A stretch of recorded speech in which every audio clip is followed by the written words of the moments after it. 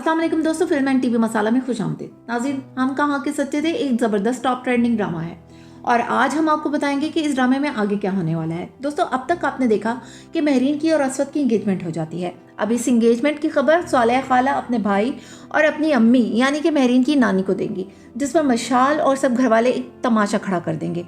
लेकिन सालेहा खाला इसके सामने डट जाएंगी। जब मशाल को यकीन हो जाएगा कि असवद की अब महरीन से ही शादी होगी तो वो महरीन के पास जाएगी और इस पर खूब गुस्सा करेगी।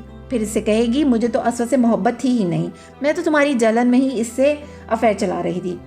और अब तुम ये ना समझना कि असवद से मंगनी करके तुम बहुत खुश हो रही हो और तुम मुझसे जीत गई हो।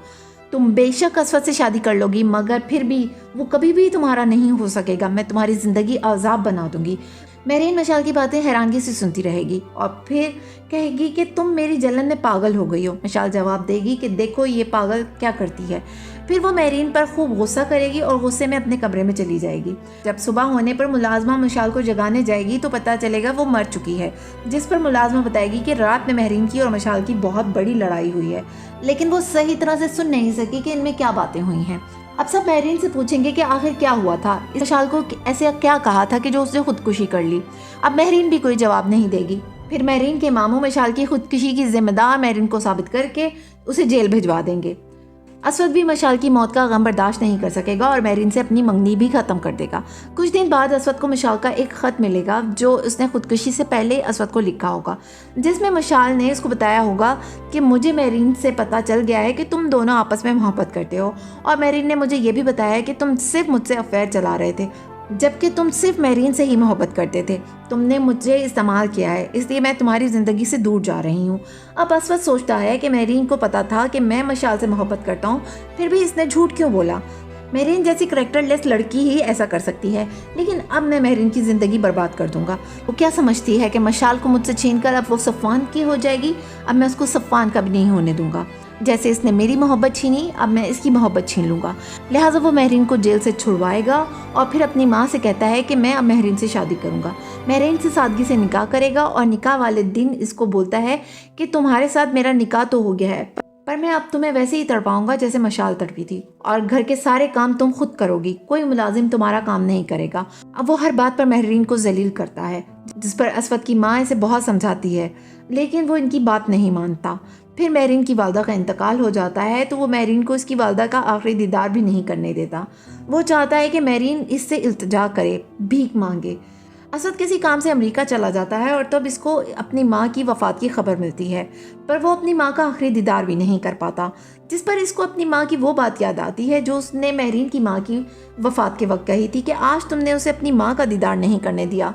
कहीं ऐसा ना हो कि जब मैं मरूं तो तुम मेरा आखिरी दीदार ना कर सको। फिर वो अपनी माँ की अलमारी खोलता है तो इसकी माँ कुछ जायदाद महरीन के नाम जबकि बाकी सारी असवद के नाम कर देती है और एक ख़त में असवद से दरख्वास्त करती है कि मेरी आखिरी ख्वाहिश समझकर महरीन को माफ़ कर देना।